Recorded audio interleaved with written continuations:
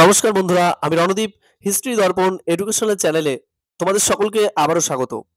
আজ আমি মূলত আলোচনা করব যারা নবম শ্রেণীতে ফাইনাল পরীক্ষা দিতে চলেছো এই নভেম্বর মাসে, আসন্ন নভেম্বর মাসে, তাদের ইতিহাস বিষয়টি থেকে কি ধরনের প্রশ্ন আসতে পারে সেই সম্পর্কে কিন্তু আজকে আমি আলোচনা করব।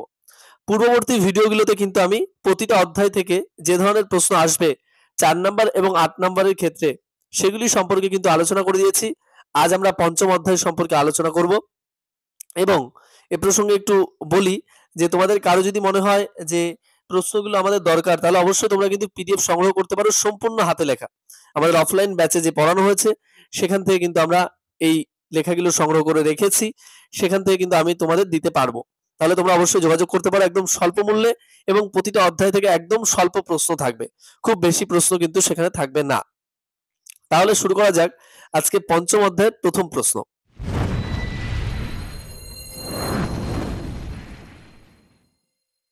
রুশ বিপ্লবের কারণ এবং ফলাফল আলোচনা করো, অথবা রুশ বিপ্লবের সামাজিক, অর্থনৈতিক ও রাজনৈতিক কারণগুলি সম্পর্কে আলোচনা করো।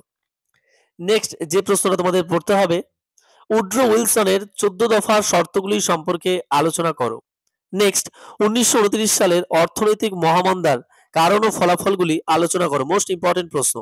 নেক্সট জাতিসংঘের গঠন এবং ব্যর্থতা সম্পর্কে আলোচনা করো। নেক্সট জার্মানিতে হিটলারের উত্থানের কারণ আলোচনা করো, অথবা জার্মানিতে নাৎসি দলের উত্থানের কারণ সম্পর্কে আলোচনা করো। নেক্সট ভার্সাই সন্ধি 1919 এর প্রধান শর্তগুলি কি ছিল, জার্মানি কেন এই সন্ধির বিরোধিতা করেছিল, অথবা ভার্সাই চুক্তির বিরুদ্ধে জার্মানির কি কি অভিযোগ ছিল, অথবা ভার্সাই চুক্তি কি একটি জবরদস্তিমূলক সন্ধি, ব্যাখ্যা করো। অথবা ভার্সাই চুক্তি কতদূর অবধি আরোপিত ছিল বা কতদূর পর্যন্ত বিস্তৃত এই চুক্তিটি, এটি সম্পর্কে কিন্তু আলোচনা করো। অথবা মানে এই প্রশ্নটা কিন্তু তোমাদের বিভিন্নভাবে ঘুরিয়ে আসতে পারে, তা তোমরা একটু সেটা মাথায় রেখে দেবে। নেক্সট যে প্রশ্নটা তোমাদের পড়তে হবে, টিকা আকারে এপ্রিল থিসিস। তারপর নেক্সট যে প্রশ্নটা, স্পেনের গৃহযুদ্ধের কারণ ও ফলাফল সম্পর্কে আলোচনা করো। এই প্রশ্নটাও কিন্তু মোস্ট ইম্পর্টেন্ট। এই যে কটা প্রশ্ন তোমাদের আলোচনা করলাম, এ কটা প্রশ্ন পড়লেই কিন্তু তোমাদের পঞ্চম অধ্যায় থেকে সম্পূর্ণ প্রশ্ন কমপ্লিট হয়ে যাবে 4 এবং 8 নাম্বারের মার্কের জন্য। এর বাইরে কিন্তু কোনো প্রশ্ন পড়তে হবে না। আর এই ভিডিওটি দেখার পর যদি একটু ভালো লেগে থাকে অবশ্যই একটি কমেন্ট করবে এবং লাইক করতে ভুলো না, আর বন্ধু বান্ধবদের মাঝে অবশ্যই শেয়ার করবে। আর আরো কি ধরনের ভিডিও দিলে তোমরা আরো বেশি উপকৃত হবে অবশ্যই কিন্তু সেটা কমেন্ট বক্সে কমেন্ট করে জানাবে। আর ভিডিওটি সম্পূর্ণ দেখার জন্য তোমাদের সকলকে অসংখ্য ধন্যবাদ। দেখা হচ্ছে পরের ভিডিওতে। সকলে ভালো থাকবে, সুস্থ থাকবে।